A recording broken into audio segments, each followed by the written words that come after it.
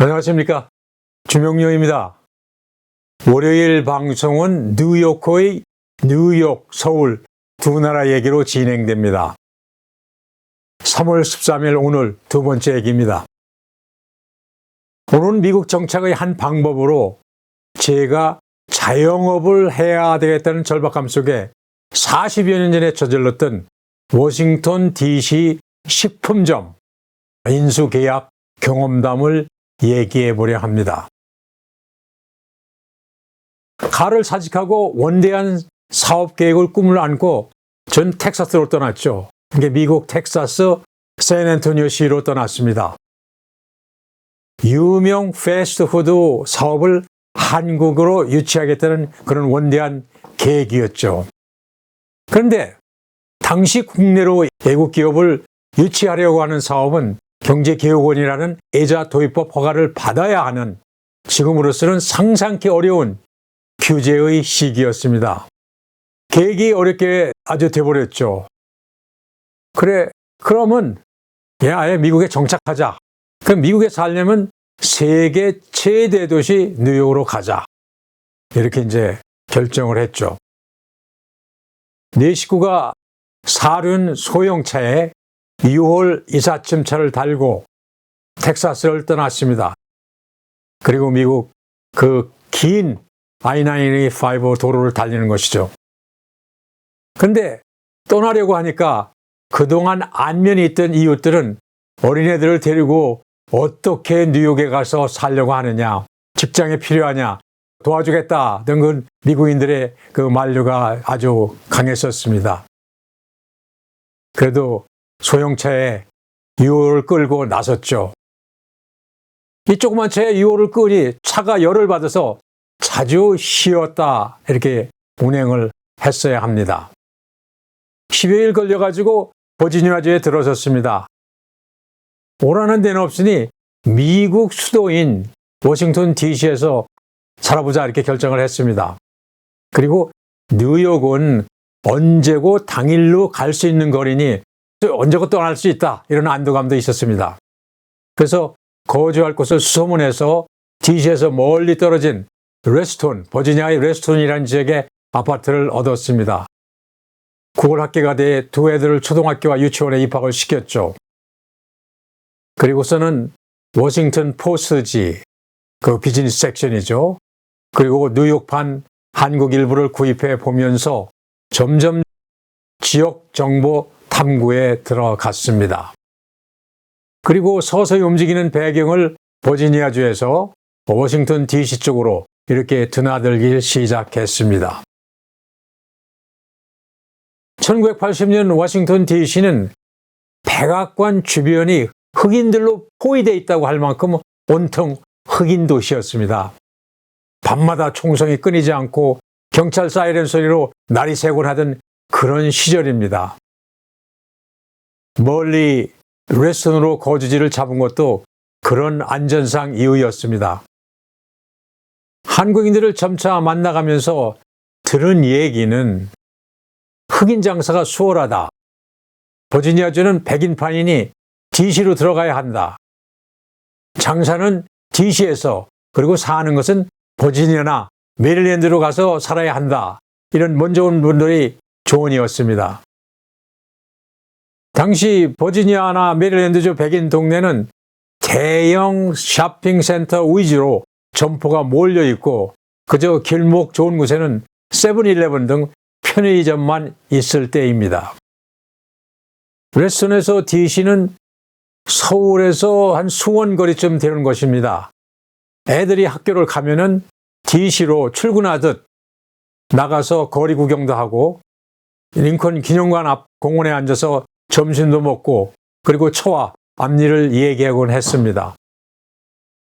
수시로 가게 점포 매매 광고를 보고 문의 전화도 해봤지만 이거지가 장사를 전혀 안 해본 사람이니 뭘 물어봐야 하는지도 몰랐던 그런 상태였습니다. 그저 물어본다는 게 우리 네 식구인데 생활할 수 있는 그런 수입은 되느냐 그런 정도 질문만 던졌을 뿐입니다. 캐피털 마켓은 미국의 국회의사당에서 북동쪽으로 일주식으로 쭉 뻗은 노스 캐피털 스트리트 대류변에 있습니다. 미국 의사당에서 4km 정도 떨어져 있는 아주 순 흑인 지역 거주 지역에 가게가 있었죠. 캐피털 마켓이 괜찮아 해서 캐피털 마켓 주인과 두어 차례 통화를 해보고 DC로 나섰습니다. 미 국회의사당이 빤히 보이는 2, 3층의 타운하우스 흑인 동네에 가게가 있었습니다. 시창살로 앞문일은 막아놨고 우리가 도착하자 한국인 주인은 삑하고 전자안전도어를 열어주었습니다. 15평쯤 되는 식료품 가게 부부가 운영하고 있었습니다. 흑인 여성 손님이 들어서자 열어줄까 서로 묻더니 삑하고 안전도어를 열어줘 가게 안에서 물건을 사게 이렇게 했습니다. 또 거칠어 보이는 남자 손님이 들어오면은 원하는 상품을 물어보고, 그러니까 문을 안 열어주는 거죠.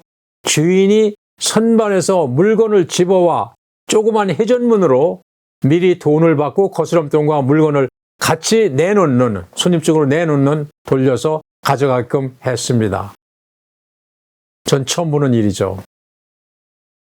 근데 그 주인은 2년째 운영 중이며 애들 사립학교도 보내고 저축도 한다고 이렇게 얘기를 했습니다. 그래서 왜 파십니까? 했더니 하루 쉬는 세탁소로 업을 바꾸려 한다고 이렇게 얘기를 했습니다. 그 자리에서 사업체 가격을 정하고 계약금을 주었습니다. 계약금을 주고 나니까 주인은 점포 구석구석을 안내해주고 캐시어대 안에도 들어와 보라고 했습니다. 그런데 계산기 따위 밑에 보니까 번쩍번쩍 빛나는 이런 샷건이 세워져 있었습니다. 또 그 옆에는 알루미늄 야구 방맹이도 놓여 있는 거예요. 그래서 왜 이런 게 있느냐 했더니 가끔 쓴다고 했습니다. 그러면서 허리춤에 찬 권총도 보여줬습니다. 처이 낯빛이 변했고 저도 이거 뒤늦게 월남전에 와 있나 하는 생각이 들었습니다. 웨스턴 버지니아로 돌아오는 차 안은 정말 적막감이 돌았습니다. 서로 뭔가 일을 잘못 저질렀다는 생각으로 날이 샜죠. 다음날 일찍 캐피털 마켓으로 갔습니다. 그 한국인 주인은 표정을 읽었는지 저희가 주었던 수표를 돌려주면서 어떻게 이 가게를 옷 사듯이 말 몇 마디 물어보고 사느냐. 젊은 부부가 너무 물정을 모르는 것 같다. 그러면서 이 가게는 괜찮은 좋은 가게인데 그렇다고 해도 전 생애를 투자할 그 생의 터전을 마련하는데 이렇게 사는 건 아닙니다 하고 조언을 해줬습니다. 이거 40 몇 년 된 지난 얘기지만 전 뉴욕에 살면서 DC에 헤이츠가 내려갈 때마다 캐피털 마켓을 지나는 길을 택해서 이게 가봤습니다. 마켓은 늘 건재해 있었습니다. 아마 그 사업을 했다면, 그 장사를 했다면 안전 문제는 있었겠지만 장사는 된다는 얘기입니다. 오늘도 LA 국제공항이나 뉴욕의 케네디 공항에는 한국 이민자들이 도착하고 있습니다. 교포사에서는 흔히 말하길 공항에 누가 마중 나오느냐에 따라서 미국 생활이 결정된다고 우리들 이렇게 말을 합니다. 강북에 살던 사람이 강남으로 이사를 해도 몇 달은 낯설은데 이거 언어, 풍속 모든 게 다 다른 미국 준비 많이 해야 되죠. 유학이나 주재원 생활과 이민 생활은 아주 다릅니다. 미국을 향한 꿈과 희망이 무엇이든지 간에 그것이 여행이든 유학이든 또 거기서 살러 가는 이민이든 잘 준비된 여정이 되길 바랍니다. 오늘 뉴욕, 서울 얘기는 여기까지입니다. 금요일에 또 뵙겠습니다. 감사합니다.